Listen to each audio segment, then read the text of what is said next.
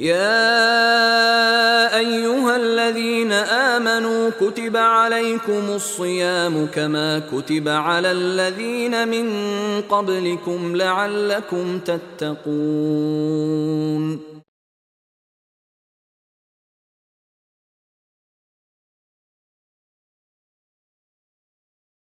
അസ്സലാമു അലൈക്കും വറഹ്മത്തുള്ളാഹി വബറകാതുഹു. അൽഹംദുലില്ലാഹി റബ്ബിൽ ആലമീൻ. അസ്സലാത്തു വസ്സലാമു അലാ റസൂലിൽ അമീൻ വൽ ആഖിബത്തു ലിൽ മുത്തഖീൻ. അഊദു ബില്ലാഹി മിനശ് ശൈത്വാനിർ റജീം. ബിസ്മില്ലാഹിർ റഹ്മാനിർ റഹീം. അലിഫ് ലാം മീം. എത്രയും പ്രിയപ്പെട്ടവരെ, വേണ്ടപ്പെട്ടവരെ, പരിശുദ്ധ റമളാൻ വിശുദ്ധ ഖുർആനിൻ്റെ വാർഷികമായി ആഘോഷിക്കുന്ന റമളാനിൻ്റെ ദിവസങ്ങളിൽ ഖുർആനുമായി ബന്ധപ്പെട്ട് ചില കാര്യങ്ങൾ പ്രത്യേകം ആലോചിക്കാം. ഞാൻ ഓതി കേൾപ്പിച്ചത് വിശുദ്ധ ഖുർആനിൽ നിന്നുള്ള ഒരു ആയത്താണ്. എല്ലാവർക്കും അറിയാം, ഖുർആനിലെ ഏറ്റവും വലിയ അധ്യായം സൂറത്തുൽ ബഖറയുടെ തുടക്കം ഒന്നാമത്തെ ഒരു ആയത്തായി തന്നെ ഗണിക്കപ്പെടുന്നു. അലിഫ് ലാം മീം. വെറും കേവല അക്ഷരങ്ങളായി അലിഫ് ലാം മീം എന്ന 3 ശബ്ദങ്ങൾ. ഇതിന് ഖുർആനിൽ വേറെയും ഉദാഹരണങ്ങൾ കാണാം. ഒരൊറ്റ അക്ഷരം കൊണ്ട് തുടങ്ങുന്ന അധ്യായങ്ങൾ, ചിലപ്പോൾ 2 അക്ഷരം, ചിലപ്പോൾ 3, ചിലപ്പോൾ 4, ചിലപ്പോൾ അതിലധികം. നൂൻ, ഖാഫ്, സ്വാദ് പോലെ, ഹാമീം, ത്വാഹ, അലിഫ് ലാം മീം, അലിഫ് ലാം റാ, ഇങ്ങനെ 3 അക്ഷരങ്ങളുള്ളത്. ഇങ്ങനെ ഒരുപാട്. എന്താണിത്?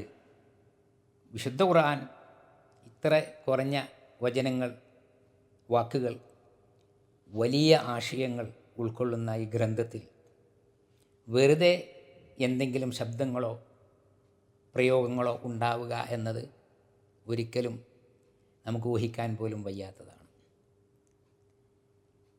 കേവല അക്ഷരങ്ങൾ എന്ന് മൊത്തത്തിൽ ഇവയെക്കുറിച്ച് പേര് പറഞ്ഞിട്ടുണ്ട് ഖുർആൻ വ്യാഖ്യാതാക്കൾ, പണ്ഡിതന്മാർ. അൽ ഹുറൂഫുൽ മുഖത്തഅ.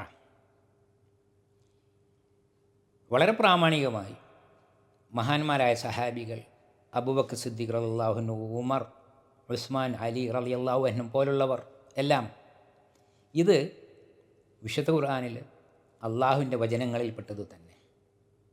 അതിനർത്ഥമുണ്ട്, അതിന് ലക്ഷ്യമുണ്ട്. പക്ഷേ നമുക്കറിഞ്ഞുകൂടാ. അത് അള്ളാഹു പറഞ്ഞു തരാത്ത ഒരു രഹസ്യമാണ്, പ്രവാചകർ വിവരിക്കാത്ത ഒരു സംഗതിയാണ് എന്ന് വിശ്വസിക്കലാണ് അതിൻ്റെ ശരി എന്ന് മഹാന്മാരായ അവരെല്ലാം പറഞ്ഞിട്ടുണ്ട്. എന്നാൽ ഇതിനർത്ഥമുണ്ട്.